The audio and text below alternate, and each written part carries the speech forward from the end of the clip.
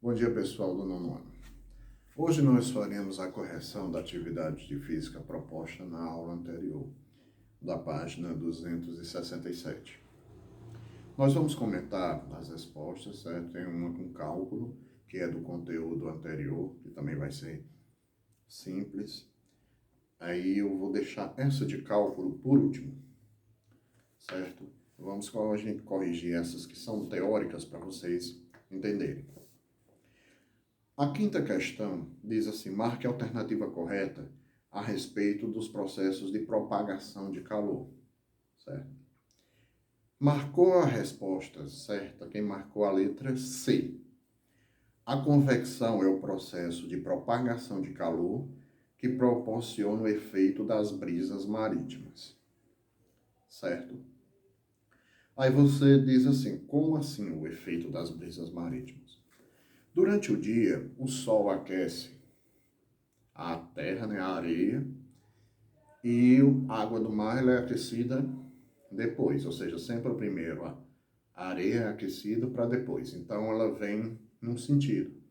Ela se torna invertida do mesmo jeito quando acontece à noite, porque a areia resfria mais rápido também do que a água. Então essa relação é por convecção, certo? Então, a resposta correta seria justamente a letra C, certo? Como você vê a letra A, os processos de propagação de calor por condução e convecção ocorrem em todos os tipos de meios. Vocês sabem muito bem que tem até um tópico lá no slide. Se for observar, não tem isso. Não é assim. Da mesma forma na letra B, que o processo de radiação de calor ocorre somente no vácuo. Lá no slide você também viu que ele não necessita de um meio para se propagar. A condução térmica ocorre sempre somente em líquidos. Você sabe muito bem também que não é que você teve o exemplo da panela. A irradiação é o processo de transferência de calor que ocorre por meio de ondas eletromagnéticas pertencentes, ao espectro visível. Você sabe que nem sempre é visível. Tem ondas eletromagnéticas que são invisíveis. Você sabe bem disso. A sexta, eu vou corrigir por último. A sétima, que é uma questão adaptada, ela diz: preparar um bom churrasco é uma arte e, em todas as famílias, sempre existe um que se diz bom no preparo. Em algumas casas, a quantidade de carne assada é grande, sendo aproveitada no almoço e no jantar. Para manter as carnes aquecidas o dia todo, alguns utilizam uma caixa de isopor revestida de papel alumínio. A figura ao lado mostra, em corte lateral, uma caixa de isopor revestida de alumínio com carnes no seu interior. Então você analisa aí a figura, você tem a caixa de isopor, o desenho aí do papel alumínio e, obviamente, as carnes. Considerando o exposto, assinale a alternativa correta que completa as lacunas das frases a seguir. Então você vai olhar. A caixa de isopor funciona como recipiente adiabático, ou seja, térmico. O isopor tenta, no caso, impedir a troca de calor com o meio. Se não fosse para ter influência, para que ter a caixa de isopor? Se é para manter a temperatura interna, então ele tem que impedir a ação externa para a parte interna. Então, obviamente, é impedir.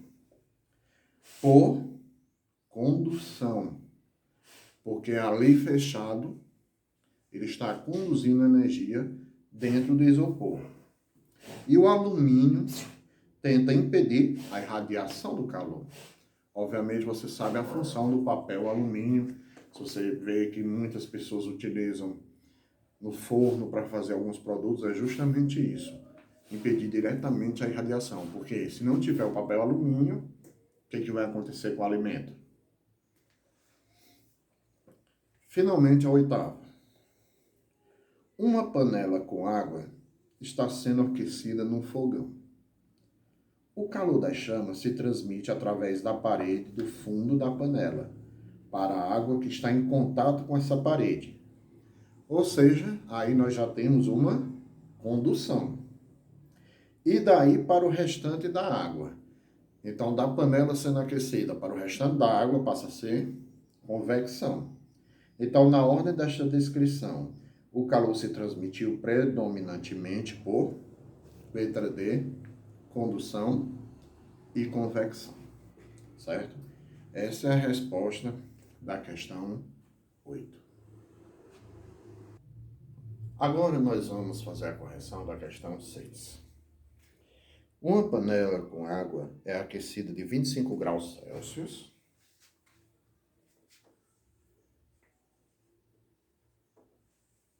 para 80 graus Celsius. A variação de temperatura sofrida pela panela com água nas escalas Kelvin e Fahrenheit foi, respectivamente, de... Ele quer saber, no caso, a variação de temperatura. Ele não quer a transformação da temperatura. Lembre-se, como eu falei da questão anterior que eu corrigi para vocês, naquela que eu coloquei na plataforma, no TD. Então, aqui, primeiro na escala Kelvin. Vamos primeiro ver. A variação total foi de quanto? Temperatura final 80, menos a temperatura inicial, que foi 25, dá igual a 55 graus Celsius. Então, essa foi a variação. Então, nós vamos ver como é a variação na escala Kelvin e Fahrenheit. Na Kelvin é fácil. Na Kelvin nós temos TC sobre 5 igual a TK também sobre 5. Então, eu corto os denominadores que são iguais na igualdade. E tenho as duas temperaturas iguais, se são 55 graus Celsius. Então, na temperatura em Kelvin, 55 Kelvin. Pronto, só isso. A resposta, a primeira resposta, em Kelvin fica 55 Kelvin. Na escala Fahrenheit, vai ser TC sobre 5 igual a TF sobre 9. Então, TC, temperatura em Celsius, 55 sobre 5 igual a TF sobre 9. 55 dá para dividir por 5, que dá igual a 11. Então, fica igual a 11 igual a TF sobre 9. Meios pelos extremos, cruz credo. Temperatura em Fahrenheit. 9 vezes 11, 99 graus Fahrenheit. Então, a resposta correta, 55 Kelvin e 99 graus Fahrenheit. Que isso aí você vai encontrar na letra B. Essa é a resposta da questão 6. Então, qualquer outra dúvida que vocês tenham, nós vamos ainda ver. Vocês vão ver uma revisão rápida sobre termologia e calorimetria depois.